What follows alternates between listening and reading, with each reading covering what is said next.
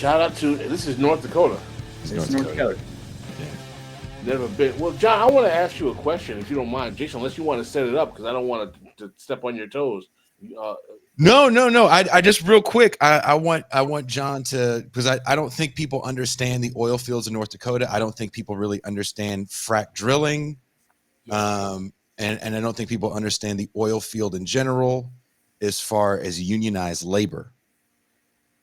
So when I also worked in the oil fields in the Gulf of Mexico, very non-union in that area, as you can imagine.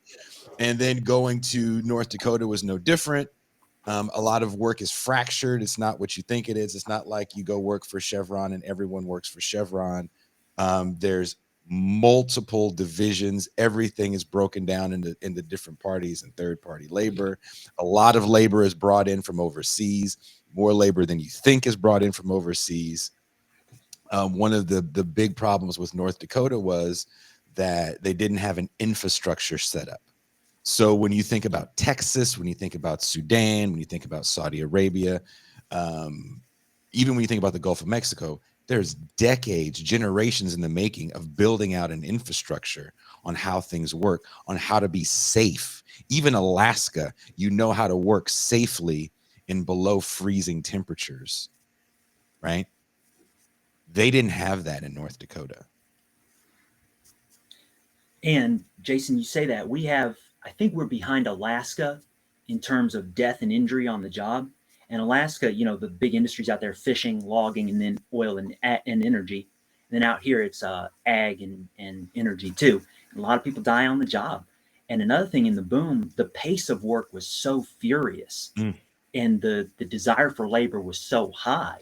Like if somebody gets injured, just toss them out. You'll find some other, working stiff who will do the job too.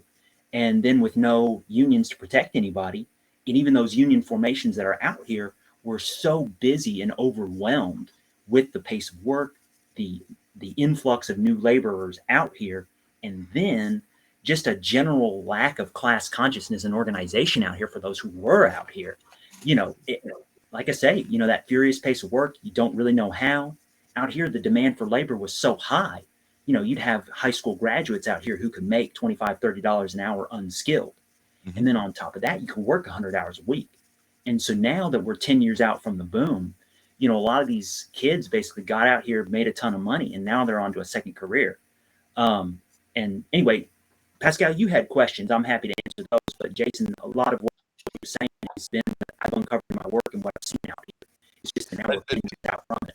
Another thing I want to ask you real quick before we move on to Pascal and Djene. I'm sure they both have questions about class consciousness, which is really what this conversation is about. And I do want to add this one thing too, as we are excited about the win that someone I would call a friend, Chris Smalls, had with the Amazon labor union.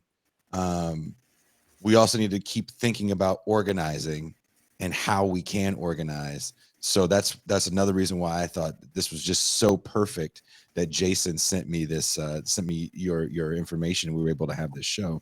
Because another thing that happens in this boom, like you said, labor, Pascal, you always hear Pascal always talk about the reserve army of labor. And you really don't understand what that looks like until you go into a boom situation. So there are people, and again, there's no infrastructure. I want you guys to keep in mind there's no infrastructure that's being built at this time. So when I first got there about 2010, 2011, there was a little bit of infrastructure, but you pretty much have people staying in hotels. And Walmart in Williston, I'm talking about Williston, North Dakota. Walmart in Williston became a bit of a city because if you couldn't find a man camp, which was like a housing for oil field workers, which is pretty much just a series of portables. If you didn't have a man camp that your company was paying for, then you were probably staying in your car or an RV. So rents get astronomically high. And it was, when I was there, it was $750 was the going rate to sleep on someone's couch in an RV at Walmart. There were multiple men paying $1,000 to sleep like, oh, I got the doorway in this apartment building or in this hotel. That's where I get to stay. So Another difference between that and the Gulf of Mexico is in the Gulf of Mexico, any drugs or alcohol, you automatically get arrested. My second job out, I was actually on a rig that got raided by the Coast Guard. Damn. Because it was said that some guys had brought in some drugs and they were steroids and cocaine. It was really weird. But that stuff is so common in North Dakota because you don't really have time to do any sort of real background checks.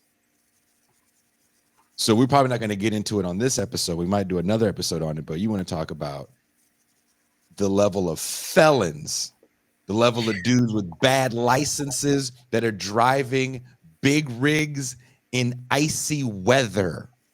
Yeah. People making meth, not only in the Walmart, but in the housing facilities. The accidents that happened, the insanity, the violence. When I said I wanted to avoid the drunkards, you know, a lot of guys that have never left home because, again, you go where the work is. This reserve army of labor is not just something Pascal says like fatback and biscuits. It is a real thing.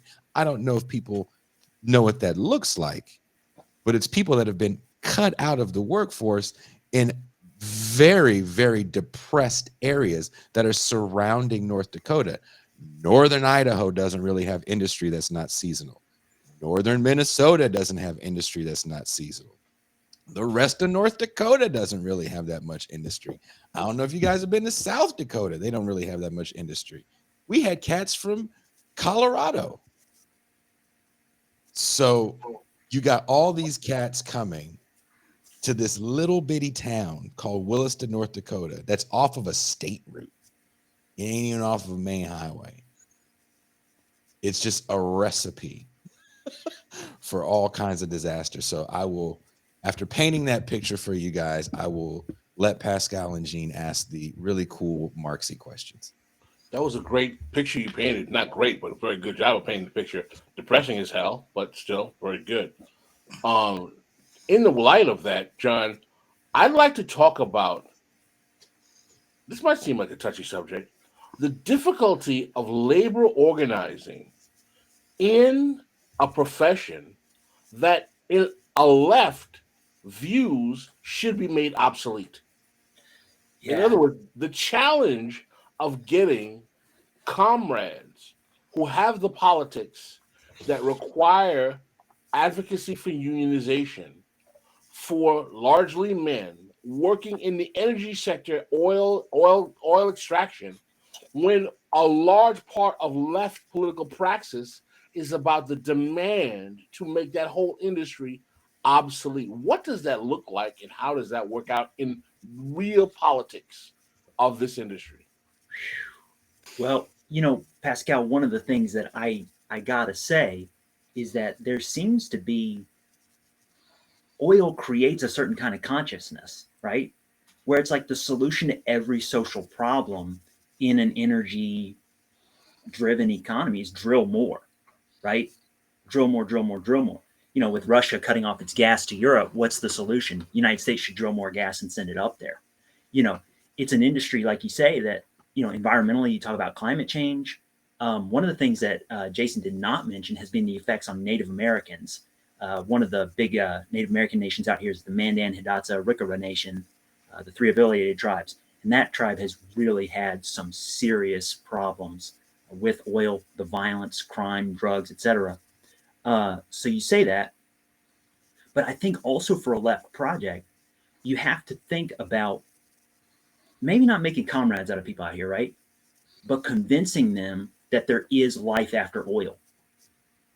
And I'll say that I think oil and the role of oil in the state, its finances, its culture, you could even say there's a culture of oil out here. Back down in Minot, one of the liquor stores that was advertising like a branded liquor whiskey. Like, people wear t-shirts here, North Dakota, you can smell the fracking money, you know. You've got to promise people that there's life after oil. And the funny thing is I think the Dems have really really messed that up by not giving people a viable alternative, like such as they are associated with the environmental movement of what's going to come after. And, Djene, maybe you can know more about this than I do, but, there's communities in Wales that are now post-coal that the left has made some pretty good inroads in, like, what are we going to do after coal in a place that was never doing that well, right? So you have to give people some type of alternative that's viable. And moreover, it's not something like, what industrial workers were told in the United States after NAFTA, we'll learn to code. That level of contempt for the working class, it is just not going to go anywhere. And people are going to double down on what they're doing already. That's a recipe for disaster. When you say this thing should be eliminated, but you cannot provide a new viable way of life. And especially in small town America, where small farming is going the way of the dodo. There's no other alternative here, right? You have to provide something else. And in fact, oil was that something else for quite some time. Yeah, I would say like a big difference with Wales though is that the assault on coal, which was a political assault in order to break the power of the mining unions that had dominated political life in the United Kingdom during the 1970s. That was a Thatcherite assault. So the people coming for the coal jobs were conservatives. In America, I think in terms of discourse, and perhaps you could speak, and I think you spoke to this, the assault is coming rhetorically, at least, from the Democrats. And the irony is that, it was Obama, under Obama, that all this boom was placed. But so the Democrats are, on one hand, facilitating a massive expansion in oil production. Perhaps conservatives would have done more, but, there's this huge boom taking place due to the particular policies of the Democratic Party, while at the same time, their rhetoric is meaning that they can't politically capitalize on that. So you have the word. This is why I am so skeptical of the evil genius Democrats thing, because they're just so contradictory. They can't square the circle between their discourse. And of course, the irony is the most radical wing of the Democratic Party, in advocating for the Green New Deal, which is now a dirty word amongst these communities. Well, this Green New Deal was literally had provisions within it designed to to avoid what had happened in coal mining Appalachia, to transition people onto a new green economy. But the ideological battle seems to have been completely bungled and lost by the Democrats in this, and liberals in general, because they view oil in a moralistic sense, that oil is bad, it's evil, and things like that, and and sort of as they do with everything, compartmentalize every single social problem, and end up. We discussed this last week with police reform. It becomes like an issue of like, how do we deal with police reform in an isolated sense? And then you can't actually deal with it because it's not an isolated issue. Just as dealing with the oil industry is not an isolated thing just to do with, it's about, and I think Zach Exley said it very well when he came on the show, was like, we have to work out how to take apart millions of machines and put together millions of new machines in order to completely reorientate our economy. It's not just a matter of people not driving a freaking car anymore. But Djene, I think the thing that a lot of people don't get to see because they're not in these environments, right? We talk about this a lot. You can talk about the working class, but unless you are of the working class and you sit down in these rooms, as I have for a good amount of time, and you hear what people say, we had a common area. And for the most part, the only time the channel changed was watch gun shows. This is back when the NRA still had a channel. And football. Other than that, you're watching the news. You want to know the weather report, right? You want to know what it's going to be like. And guys just watch the news. Generally, the guys were watching Fox News. It was what it was. It is just kind of the background noise as you're talking to your friends. But it was everywhere you went was news was going to be on it. It was probably going to be news of a conservative nature. And part of that news, this is the Obama years going into the second Obama election, was that Obama was some sort of socialist. So in a lot of guys' minds, this new thing they had that was the first time in their lives that they could be like their parents. Mhm. Hey, I got a felony and all these kids, I can finally pay for them. I can buy a house. It was bad and it was rough, but I'm not going to sit here and lie and say I was there the whole time singing Negro spirituals with the other black dudes in the kitchen with me. We had a lot of fun, and people, for the most part, were in pretty good moods because I didn't know you could get weapons so easy. We had BB guns in the kitchen. That's a whole nother side fun story. That was a lot of fun. But people are finally prospering. But the only thing that they see as an impediment to their this new found wealth is the Democratic Party, even though the party is expanding what they're doing. That is the level that you're dealing with of conversation. Earlier, before I came on, out here, oil is seriously associated with cultural, political status. You know, when you put a high school diploma, support your family. You know, I brought out of high school, and you need to go to the ivory tower, you know, make you other than what other people can relate. So the nostalgia is just so strong. The parents never go back, right? Mm-hmm. You know, Williston, the county it's in, Kenzie County, in the last census, it grew over 1,000%. The landscape's been totally transformed. Maybe you can back me up on this. Yeah. You know, you go to that place, and look at it, and you'll see fires all over the prairie. No stars. No stars. No stars. You know, people really nostalgic sense. Like, you know, Pascal, you're from New York. This will blow your mind. You know, when people go into Walmart, and Jason, maybe it changed those, but you know, you leave your car running. Said when your car doesn't install right, when you go back in, it'll be nice and warm. And so people just leave their cars in the lot. You know, even up here, I'm not in the oil patch proper. Hold on, John. They're saying your audio is getting choppy. And I think, John is back with a strong signal. There he is. So Thanks, John, sorry, guys. about how Walmart was, so they didn't know how to shop. So as we're talking about wages being high in the oil fields, that means wages are high everywhere. McDonald's couldn't keep people because if you are able-bodied, why would you make $7 an hour at McDonald's when you can go to the oil field and make $40, $50 an hour? So McDonald's started flying people in from overseas to work, paying them $20 an hour. Walmart was bringing in people paying them $20 an hour. There were signs all over Williston. If you can pump gas, we'll pay you $20 an hour to come here and pump gas. Businesses closed because they couldn't get employees because everybody wanted to go work in the oil field for money. But when these guys would go shopping, I had never seen this before. They didn't know how to buy one. Like maybe if they went shopping and it wasn't there the next day, they panicked. So they would go shopping, like they'd see, we need toilet paper. So they would take their arm and just knock it all into the cart. So you would see one man with 2 carts.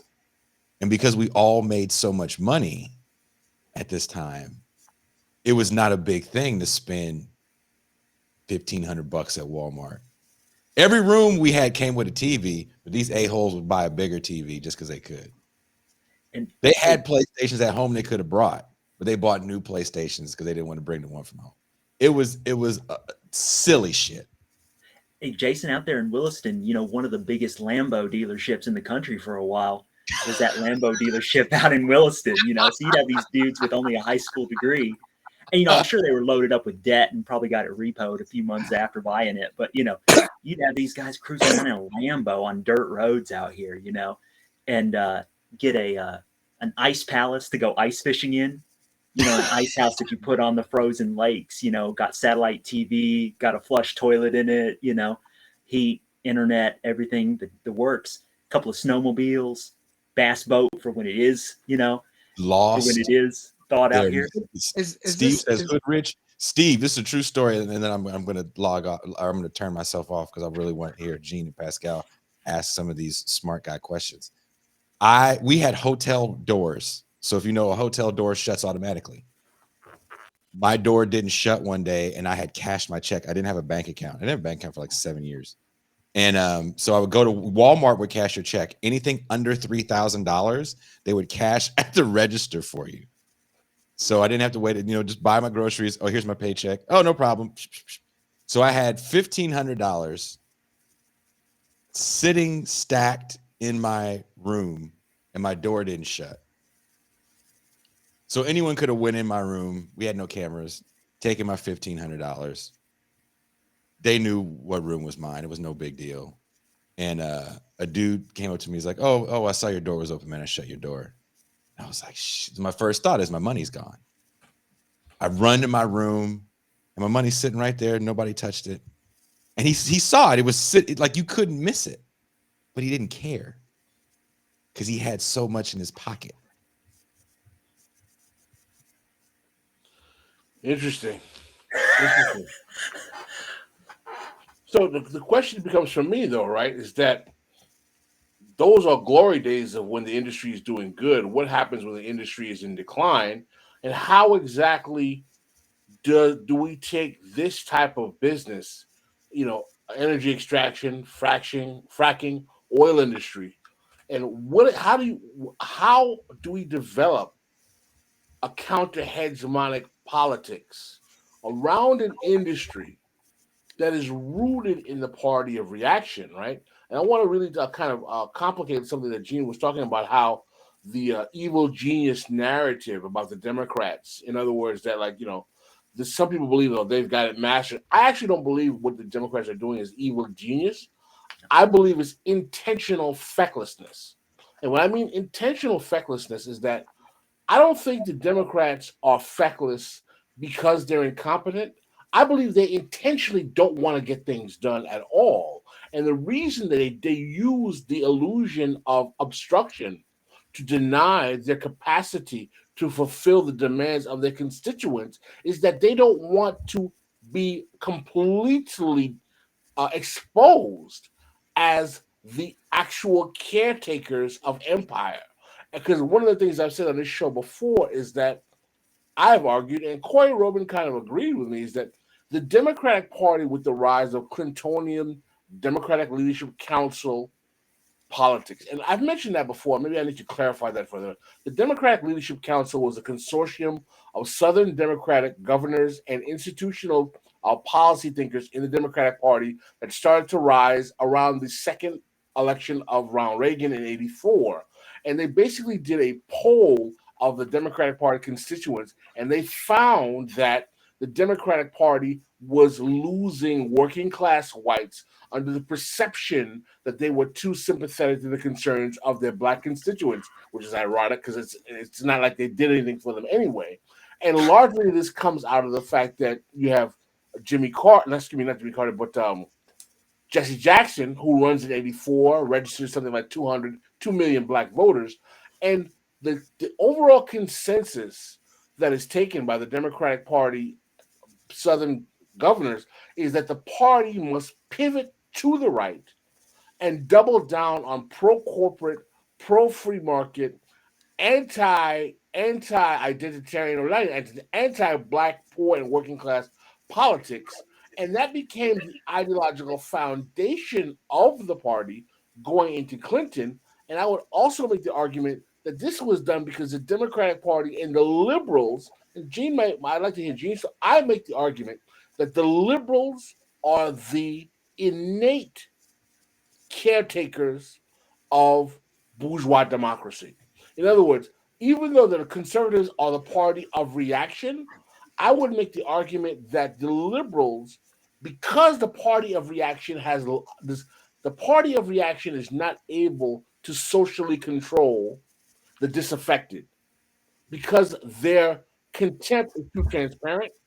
I would argue that the liberals make the more effective caretakers of bourgeois economics and social control because of the charade of egalitarianism.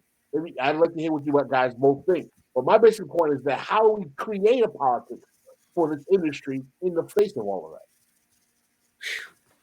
You know, Pascal, you mentioned that about the Dems as the caretakers of this thing. You know, I think it was about 2 years ago, Obama gave a talk down at Rice University in Houston, and in his classic Obama style of speech was like, fracking, that was me, folks.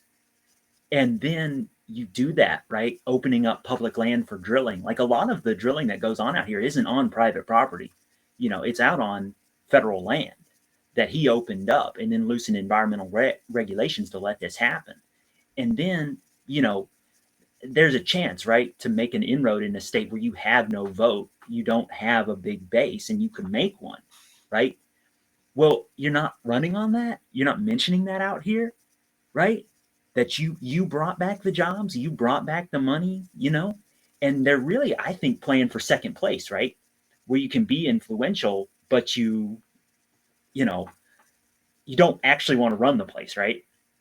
At least not out here in this state. And, you know, you mentioned, you know, in all those questions, Pascal, like what can we do after, right? Out here in this state, we do have something kind of interesting institutionally going on that I don't know if a lot of other states have this, and especially fracking states like Pennsylvania or maybe even down Oklahoma and Texas way, which is that we have what's called the legacy fund, where taxes on drilling and extraction go to a state, you know, sovereign wealth fund, you could call it. And in the state right now, we're having discussions about what to use it for. And there's a lot of controversy with that, one of which is that we've said, and you know, this makes sense, right? That this money needs to be invested in the state, and it needs to be invested outside of energy in something that could be North Dakota's future. And it's, you know, it's certainly got its imperfections, but that could be like a capital stock, right? To use that into something else, whether that be green technology, whether that just be the knowledge economy. I'm sorry, I sound like a Peter Thiel guy here for a second, but you know, diversifying the economy and getting into something else. And I've actually been really surprised at how responsible in public meetings that were occurring just at the beginning and a little bit before COVID on using this money for things like buying every North Dakota school child's lunches, you know, something like that type of social spending. So I see that as maybe a way forward to decarbonize. The irony is that the economy out here is just so conservative, American individualism. Hard to see that really being part of some big class project, but it's kind of a way forward, right? To both achieve decarbonization and, you know, move us towards some other type of social and economic basis. So that's the way I see it. Thank you for watching. Please don't forget to hit like and subscribe on your way out. You can catch the live stream of This is Revolution every Tuesday through Thursday at 6 p.m. Pacific Time and Saturday, 9 a.m. Pacific Time. This is Revolution.